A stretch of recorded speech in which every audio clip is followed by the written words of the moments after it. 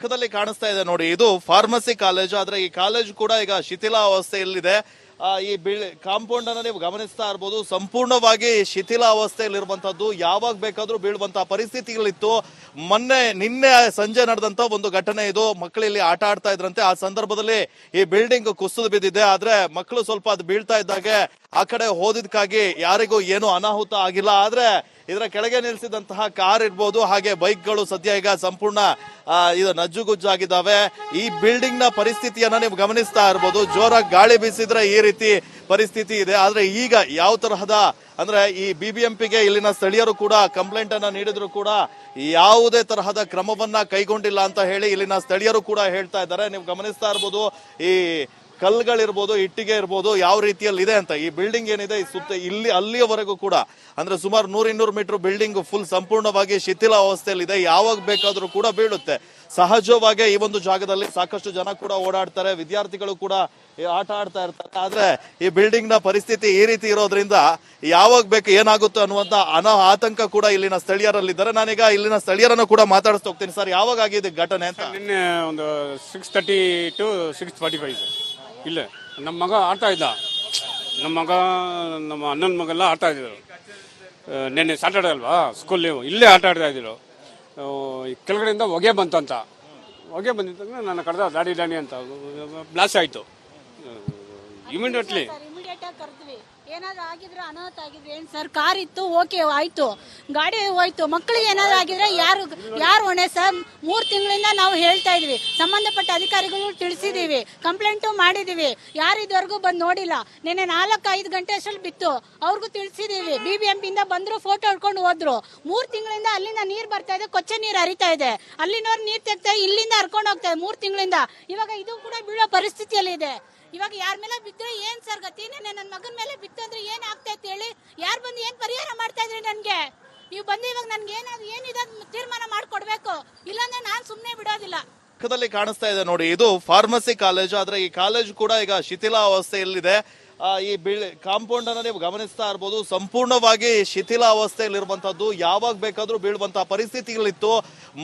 ನಿನ್ನೆ ಸಂಜೆ ನಡೆದಂತ ಒಂದು ಘಟನೆ ಇದು. ಮಕ್ಕಳು ಇಲ್ಲಿ ಆಟ ಆಡ್ತಾ ಇದ್ರಂತೆ, ಆ ಸಂದರ್ಭದಲ್ಲಿ ಈ ಬಿಲ್ಡಿಂಗ್ ಕುಸಿದು ಬಿದ್ದಿದೆ. ಆದ್ರೆ ಮಕ್ಕಳು ಸ್ವಲ್ಪ ಅದು ಬೀಳ್ತಾ ಇದ್ದಾಗೆ ಆ ಕಡೆ ಹೋದಿದ್ಕಾಗಿ ಯಾರಿಗೂ ಏನು ಅನಾಹುತ ಆಗಿಲ್ಲ. ಆದ್ರೆ ಇದರ ಕೆಳಗೆ ನಿಲ್ಲಿಸಿದಂತಹ ಕಾರ್ ಇರ್ಬೋದು, ಹಾಗೆ ಬೈಕ್ಗಳು ಸದ್ಯ ಈಗ ಸಂಪೂರ್ಣ ಇದು ನಜ್ಜುಗುಜ್ಜಾಗಿದ್ದಾವೆ.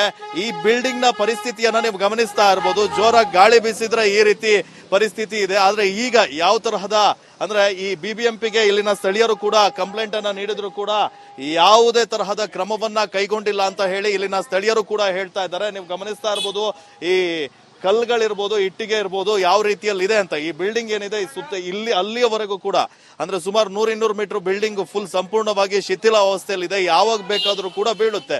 ಸಹಜವಾಗಿ ಈ ಒಂದು ಜಾಗದಲ್ಲಿ ಸಾಕಷ್ಟು ಜನ ಕೂಡ ಓಡಾಡ್ತಾರೆ, ವಿದ್ಯಾರ್ಥಿಗಳು ಕೂಡ ಆಟ ಆಡ್ತಾ ಇರ್ತಾರೆ. ಆದ್ರೆ ಈ ಬಿಲ್ಡಿಂಗ್ ನ ಪರಿಸ್ಥಿತಿ ಈ ರೀತಿ ಇರೋದ್ರಿಂದ ಯಾವಾಗ ಬೇಕು ಏನಾಗುತ್ತೆ ಅನ್ನುವಂತ ಆತಂಕ ಕೂಡ ಇಲ್ಲಿನ ಸ್ಥಳೀಯರಲ್ಲಿದ್ದಾರೆ. ನಾನೀಗ ಇಲ್ಲಿನ ಸ್ಥಳೀಯರನ್ನು ಕೂಡ ಮಾತಾಡಿಸ್ತಾ ಹೋಗ್ತೀನಿ. ಸರ್, ಯಾವಾಗ ಆಗಿದೆ ಘಟನೆ ಅಂತ? ನಿನ್ನೆ ಒಂದು 6:30 to 6:45 ಇಲ್ಲ ನಮ್ಮ ಮಗ ಆಡ್ತಾ ಇದ್ದ.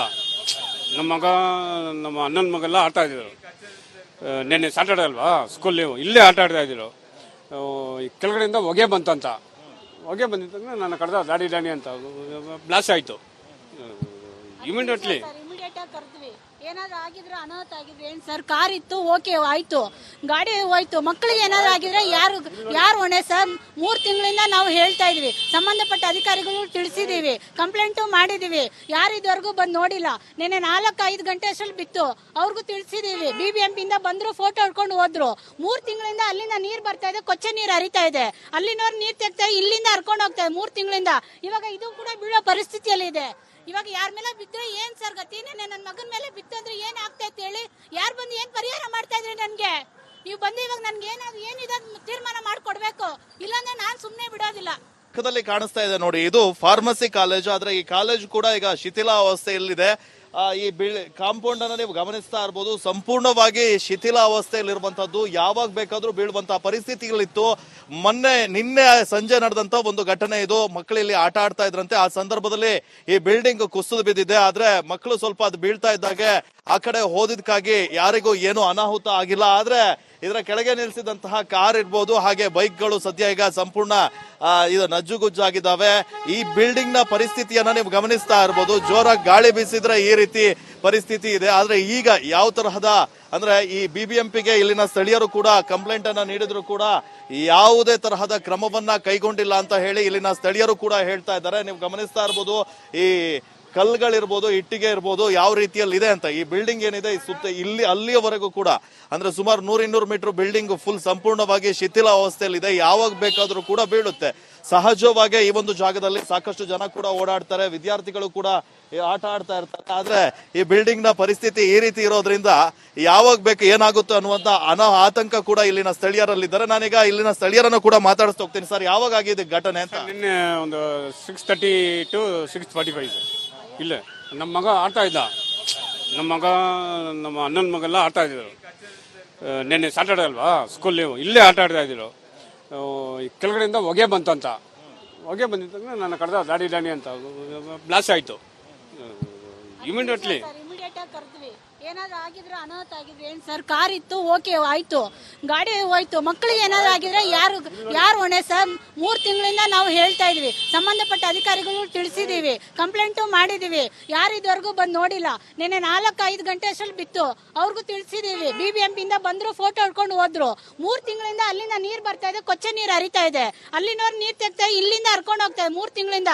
ಇವಾಗ ಇದು ಕೂಡ ಬೀಳೋ ಪರಿಸ್ಥಿತಿಯಲ್ಲಿ ಇದೆ.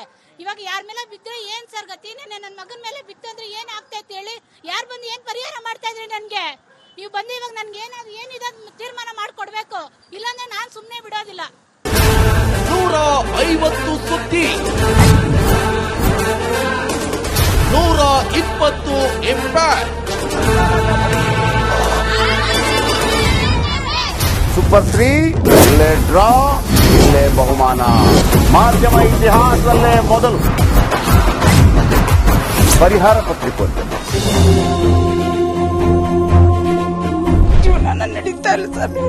ಗುರುಲಕ್ಷ್ಮಿನಿಲ್ಲ, ಪಿಂಚಣಿನಿಲ್ಲ, ಇದನ್ನೇ ಮಾಡಕ್ಕಾಗಿಲ್ಲ ಅಂತಂದ್ರೆ ಇನ್ನೇನ್ ಮಾಡ್ತೀರಿ ಬೇರೆ? ಏನ್ ಕಳಿಸಿ ಆ ಸಮಸ್ಯೆಯನ್ನು ಪರಿಹರಿಸಿಕೊಡ್ಲಾಗ್ಬೋದು.